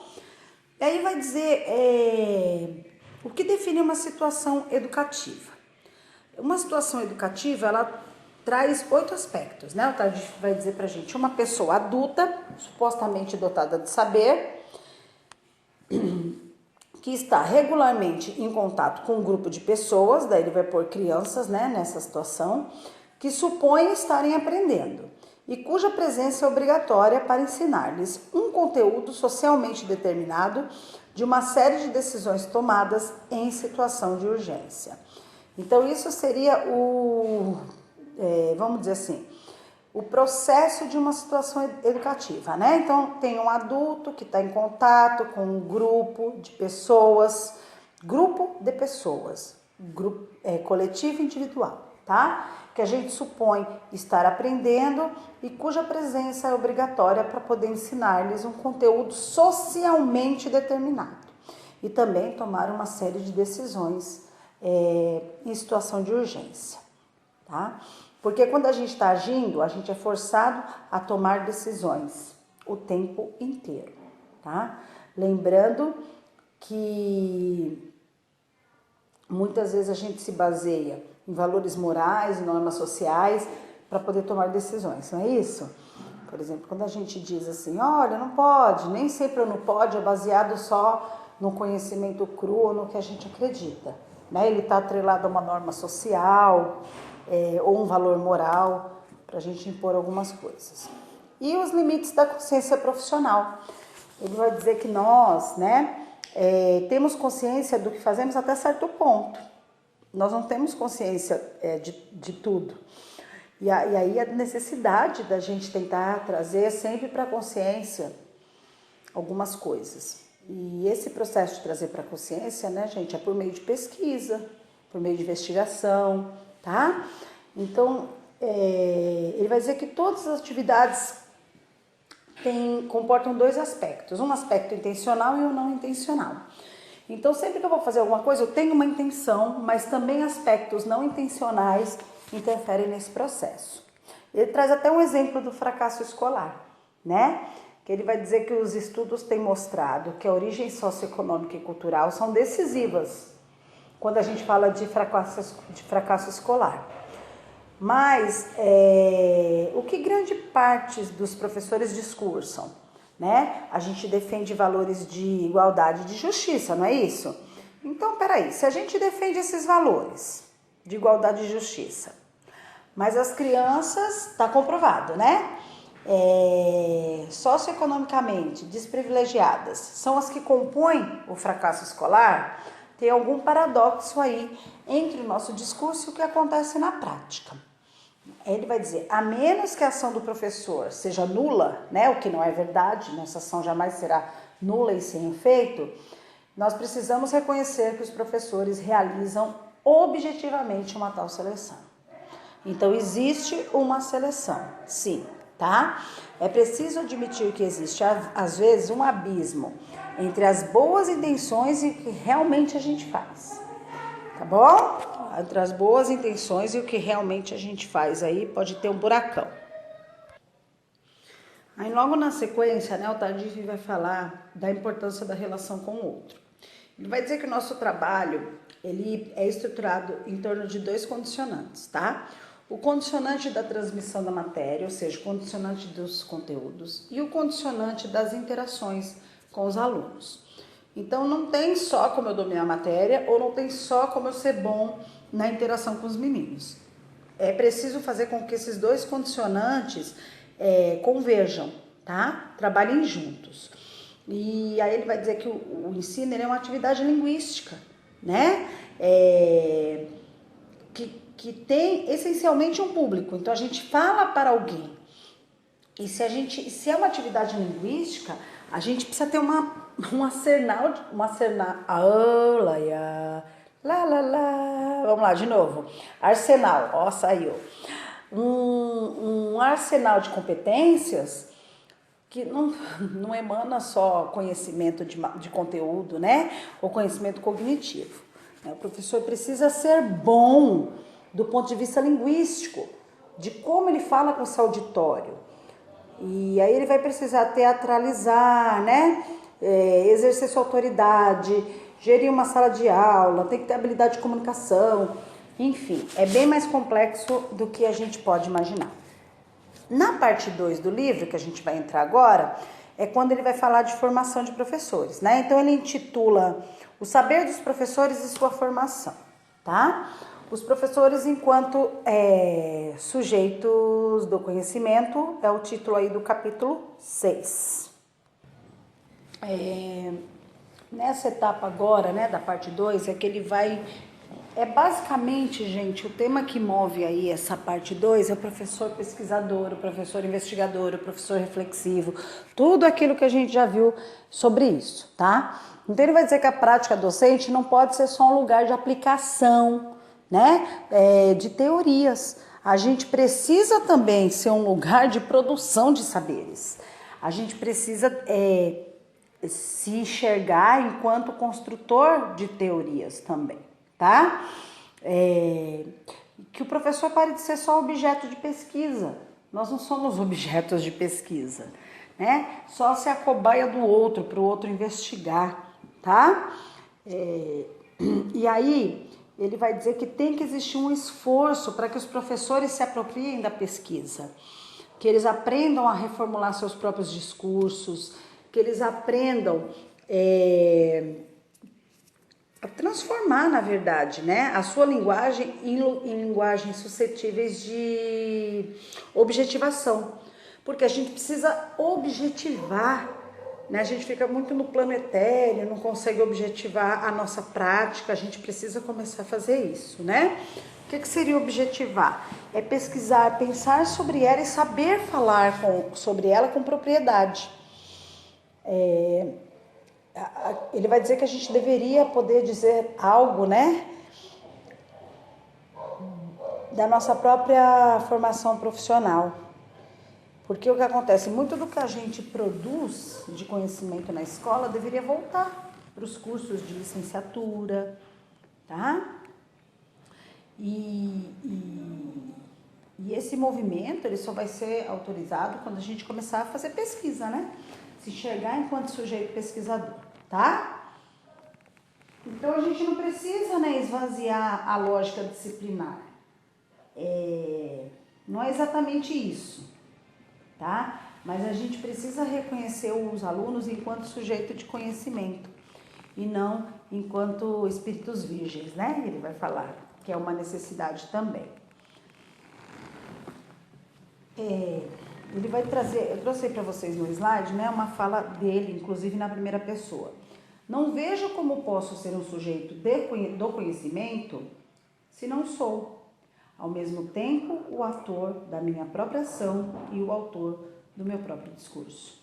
Então, olha que profundo isso, né?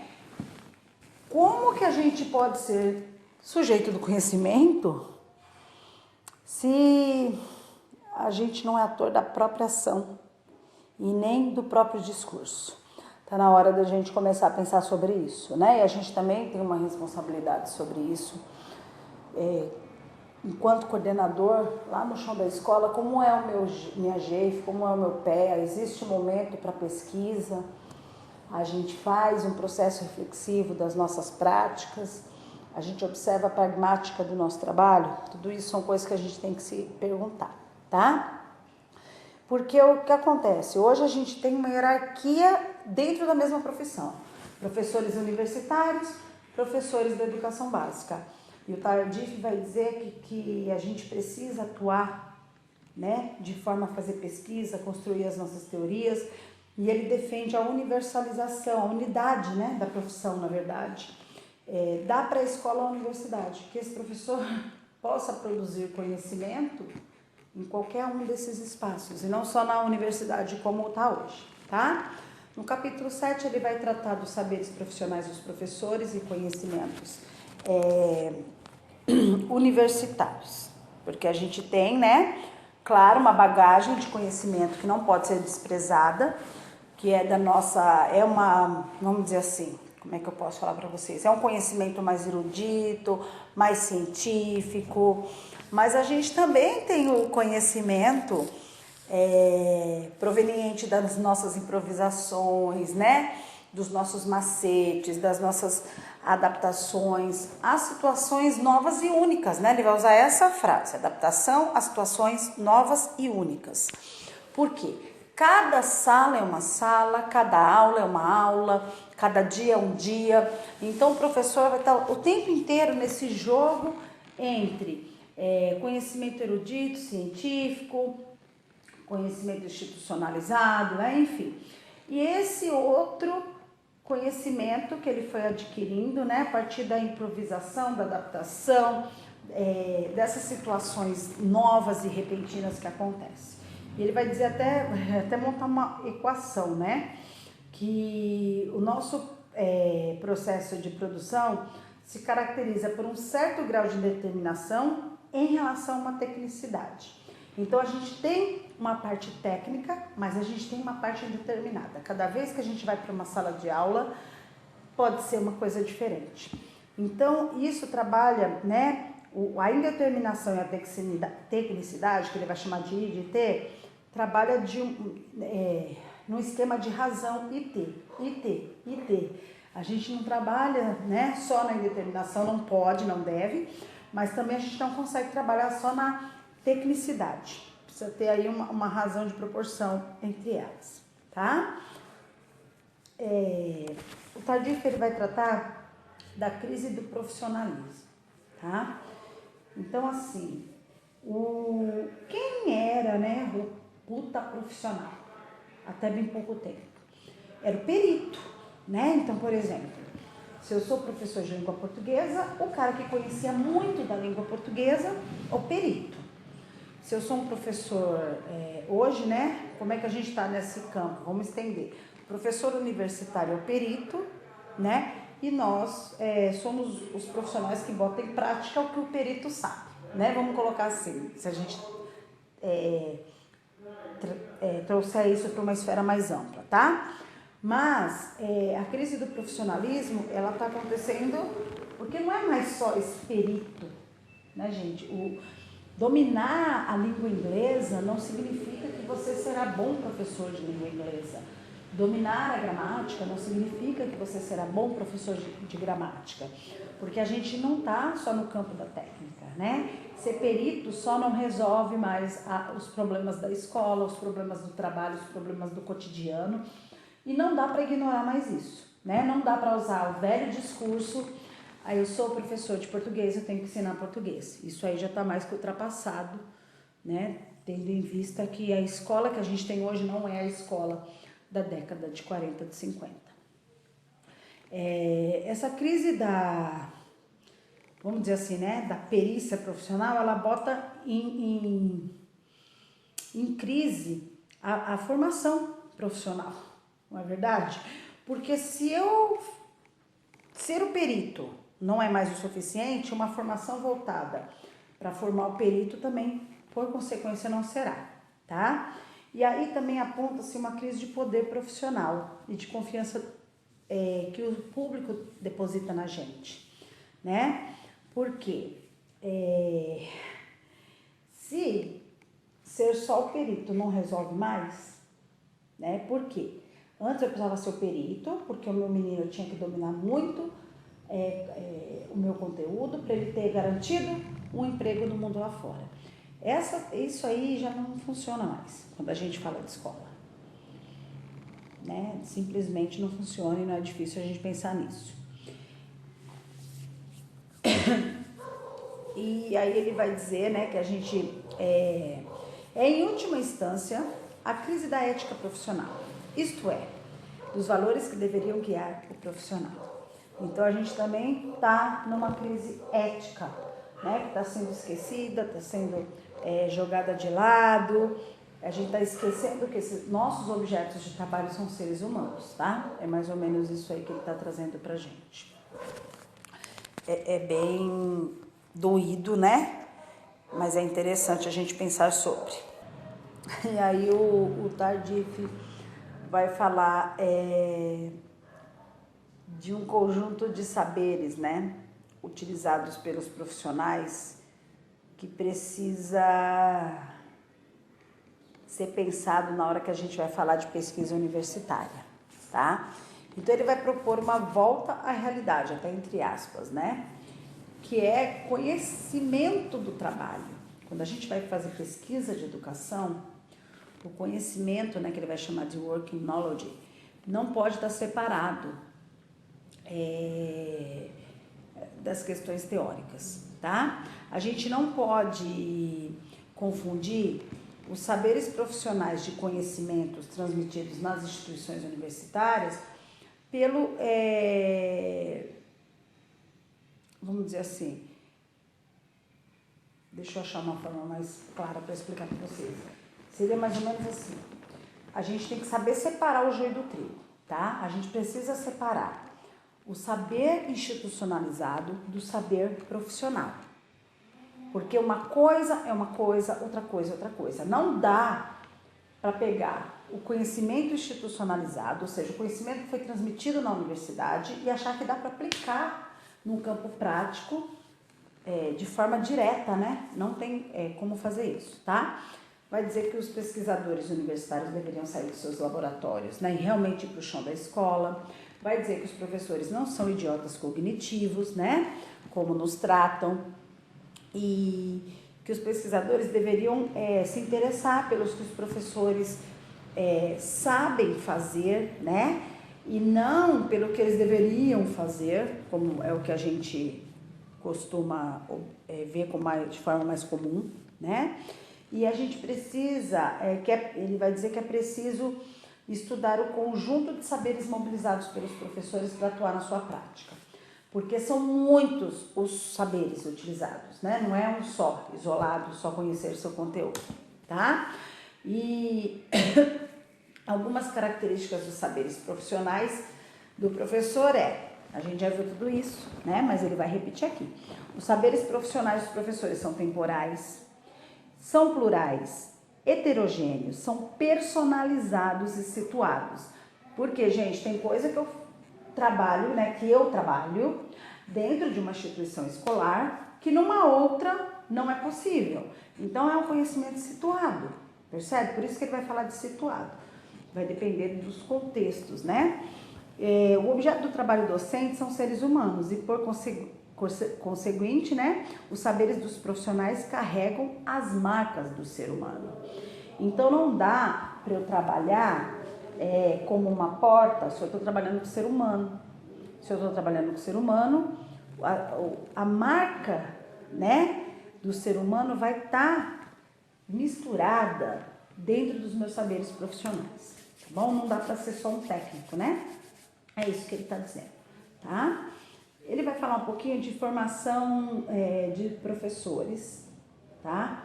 Ele vai dizer que essas formações, elas são idealizadas para serem aplicadas, né? É um modelo aplicacionista de teoria de conhecimento, mas que esse modelo aplicacionista, ele traz alguns problemas, né? Que ele é idealizado segundo uma lógica disciplinar e não segundo uma lógica profissional, ou seja, olha, gente, vocês serão professores de língua portuguesa, vamos aplicar, né? Não é assim que funciona. Os conhecimentos da gramática, os conhecimentos da literatura, não é só isso, é muito mais que isso, né? E esse modelo de formação, ele trata os alunos como virgens, porque a gente vai lá na formação inicial, por exemplo, o que a gente vê lá? Fundamentos da educação, metodologia, didática, pedagogia, né? Tem várias formas da gente ver pedagogia, depende muito da ementa da faculdade, mas enfim. Esses vários conhecimentos, né, eu diria que disciplinares aí da faculdade, eles nunca abordam coisas do chão da escola. A gente não faz residência, né? Não são trazidos os conflitos reais que você vai encontrar na escola, os condicionantes reais que você vai encontrar na escola, tá? Então, isso é um problema, um problema bem sério. E aí o Tardif vai trazer pra gente algumas possibilidades promissoras, né? Para os pesquisadores universitários. Então, se a gente é pesquisador universitário Que perspectivas que a gente deveria pensar, né? Ou que eles, se a gente, né? Se vocês não são, que perspectivas que a gente poderia pensar para um trabalho mais efetivo nessas formações iniciais, tá? Então, a gente precisa pensar, né? A gente e eles, no caso, né? Os pesquisadores universitários. Na elaboração de um repertório de conhecimentos que realmente esteja baseado nos saberes profissionais, né? Não só nos saberes disciplinares. A gente precisa introduzir dispositivos de formação, de ação e de pesquisa. Pesquisa, né? Precisa parte da formação inicial ser transferida para o meio escolar. É o que a gente está falando desde o começo do texto aí, né? Uma suposta residência que a gente deveria fazer antes de pegar o diploma na mão, tá? E os professores universitários também deveriam fazer pesquisas e reflexões sobre as próprias práticas, porque lá na universidade dizem que a gente tem que diversificar, que a gente tem que variar, que a gente tem que não sei o quê, mas a aula é sempre a mesma, não é assim que funciona? Então, como é que eu ensino alguém a trabalhar de determinada forma se eu mesmo não a faço? Seria mais ou menos isso aí que o Tardif quer conversar um pouquinho com a gente, tá? Aí o Tardif vai trazer pra gente no capítulo 8, né? Ele chama-se Ambiguidade do Saber Docente. Que algumas reformas, né, a partir dessa perspectiva de professor pesquisador, de construção de teoria da prática docente, isso tudo que a gente viu no livro dele, né, a partir desses pressupostos, lá na América do Norte foram feitas algumas reformas na educação, tá? E aí ele vai pontuar algumas, né, que as universidades elas se empenham em tornar a formação de professores mais sólidas intelectualmente, reconhece diferenças entre professores de qualidade de desempenho, tá, gente? Então, assim, vai dizer que a gente precisa reconhecer que tem diferenças de qualidade de desempenho entre os professores, né? Aqui no Brasil a gente chama isso de meritocracia, mas é isso, tá? Que ele tá trazendo pra gente. Restaurar normas de acesso à profissão e exigências educacionais. Então, o que foi feito, né?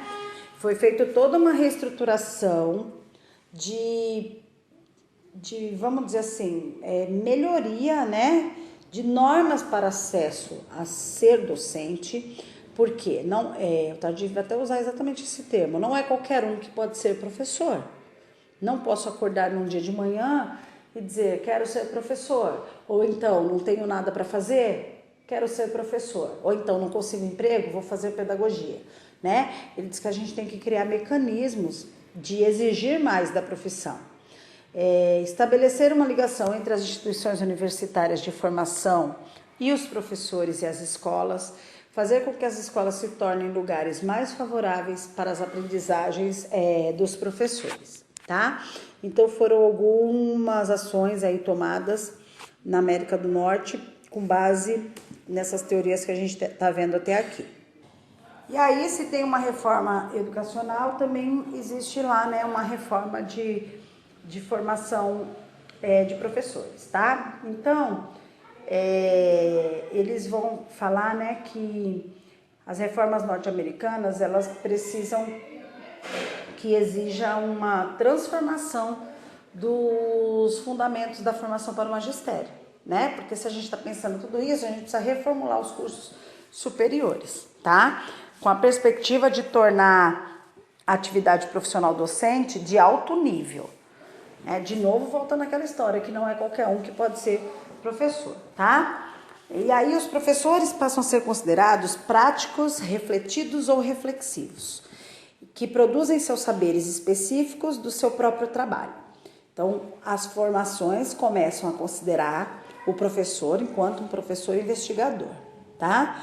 A formação dos professores supõe um contínuo, né? Ou seja, começa antes da universidade, tem a escola superior, depois ele ingressa na profissão, faz formação continuada, então é um contínuo, né? Não é mais só a universidade, a formação de professores, tá? Os programas de formação dos professores devem ser organizados em função de um centro de gravidade, a formação cultural e a formação científica. A formação prática no meio escolar exige agora estágios de longa duração, né? Não são mais aquelas horinhas que a gente vai lá, assina e já era, tá? Isso não significa que a formação dos professores passa a ser uma instância de reproduções da prática, tá? Não é ativismo, como a gente tinha dito, é prática, com base, né, conversando, dialogando com as teorias, com as concepções de educação, tá? Formação continuada, né, investimento em formação continuada no ambiente de trabalho, olha que beleza, a gente já tem isso, né? Integrada numa atividade de pesquisa colaborativa.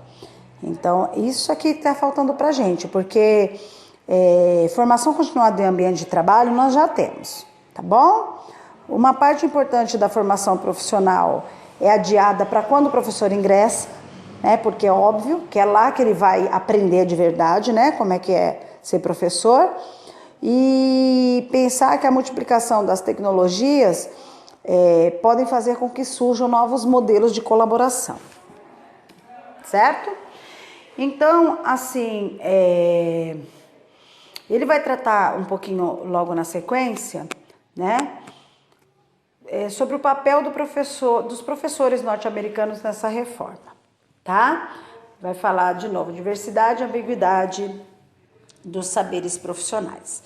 É claro, gente, que ele vai trazer essa questão da proposta da reforma, que ela é um caminho, né? Mas também vai trazer o outro lado da moeda, né? Dificuldades financeiras, né? O dinheiro não chega como deveria chegar para investir tudo isso. Vai trazer outras questões também, né? Porque o que acontece? Como a gente tem um conhecimento da prática, se ele é contextualizado, se ele é situado, se ele é personalizado, como a gente transforma isso em ciência? Como a gente produz tipologias e categorizações que se multipliquem, né? Porque vamos pensar, eu, Maria, tenho um jeito X específico de trabalhar em tal unidade.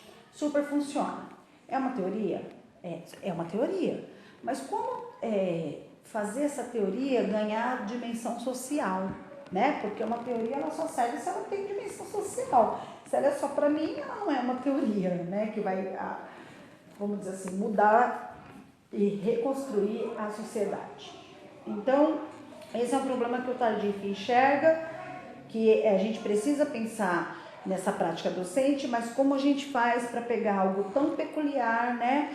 Tão personalizado e situado e transformar em categorias e tipologias, né, que sirvam para outras pessoas. Então seria eu pegar meu conhecimento e trazer para categorias e tipologias que sirvam para os demais profissionais de mesma área ou não, né? Não sei, tá? Esse saber, né, ele vai dizer que precisa ser objetivado e colocado dentro dos programas de formação. Porque se a gente está aprendendo, pesquisando no chão da escola, construindo teoria, pensando sobre as nossas práticas cotidianas, tudo que a gente descobre lá tem que voltar para a formação inicial, senão não faz sentido, né? Então, ela precisa retornar de alguma forma para os programas de formação, tá? O problema, né, um problema que o Tardif vai falar, que como nós somos da prática e a gente constrói, né, teorias da prática, a gente não consegue ter acesso, né, à verdade, à eficácia, à justeza dessas nossas teorias, dessa nossa atividade. Porque somos nós mesmos que fazemos, como é que a gente colhe o resultado, se está dando certo ou não? É um outro problema para a gente pensar, tá, gente? Ele não está dizendo que é impossível, nada disso. Mas são problemas a se pensar, tá bom? E falar que a gente precisa concentrar a reforma no saber profissional dos professores,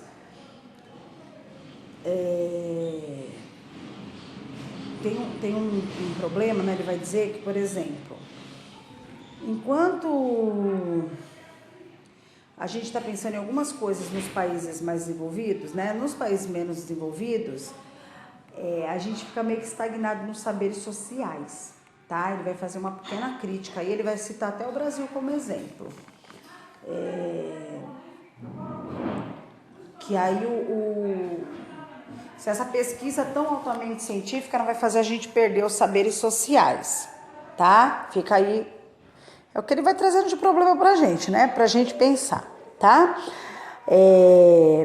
Se essas reformas atuais não poderiam, sei lá, né? Tipo, ter um efeito rebote, excluir os conhecimentos eruditos, porque eles passam a ser considerados inúteis, já que a gente está trabalhando com o valor da prática, né? E aí a preocupação da gente não virar aquele ativista que só faz teoria da prática sem pensar no conhecimento erudito, nesse que tem um cunho interpretativo, crítico, para a gente tomar esse cuidado também, tá? E se a gente pretende reconhecer o saber dos profissionais, esse reconhecimento ele tem que se manifestar dentro do sistema de ensino, não é? Não adianta a gente ter um puta de um conhecimento que fica preso dentro da escola, o sistema de ensino não reconhece e não distribui, né, todo esse conhecimento, tá? Ele vai dizer que as reformas de formação e da profissão oscilam em 3 modelos da identidade de professores. Ele vai trazer 3 modelos aí de professores, né? E para a gente compreender, 3 concepções de professores, seria mais ou menos isso, tá? O modelo do tecnólogo do ensino, do prático reflexivo e do ator social. E aí ele vai falar bastante, né? Depois, quando a gente chegar lá no técnico, no ator social, a gente vai se enxergar bastante enquanto professor brasileiro. Então, o tecnólogo do ensino, né? O perito. O perito no planejamento do ensino, a sua atividade é baseada no repertório de conhecimentos formalizados, oriundos da pesquisa científica. O papel de pesquisador científico e de engenheiro do ensino e da aprendizagem. Esse tecnólogo do ensino, ele é uma característica mais forte dos professores universitários, né? Por quê? Ele é o engenheiro do ensino e da aprendizagem. Ele trabalha com o repertório dos conhecimentos formalizados, né? Não com os conhecimentos de prática, vamos dizer assim. O prático reflexivo é vamos dizer assim, é de um professor mais experiente que o perito, porque ele está no chão, atuando, trabalhando, né? Ele possui um sólido repertório de conhecimentos. O prático é visto muito mais em função de um modelo deliberativo reflexivo, ou seja, o cara que pensa, que põe a cuca para pensar, que investiga, né? E que reflete sobre essas investigações. E o professor, enquanto ator social, é o professor que, vamos dizer assim, tem relação com aquele agente de mudanças, né? O professor agente de mudanças. E ele trabalha muito com valores da emancipação, dos espaços sociais, né? E etc. E aí ele vai dizer que nos países, né, industriais avançados, esse modelo não se sobressai. Talvez por questões, né, se o país é industrialmente avançado, por questões sociais, esse ator social não se manifesta tanto. Mas não é o que ocorre no Brasil, né? Ele vai pontuar que aqui o professor, enquanto ator social, está fortíssimo, né, muito presente. É claro que é importante trabalhar com valores emancipadores, né, gente? Lembrando que nós não somos um país avançado, porém, se a gente esquecer do prático reflexivo, a gente, né, vai ficar no assistencialismo social eterno dentro das escolas e as crianças precisam aprender. Tá bom? Beijo enorme. Sei que o vídeo ficou longo, mas não tinha o que fazer. Tinha que explicar tudo direitinho. Beijão.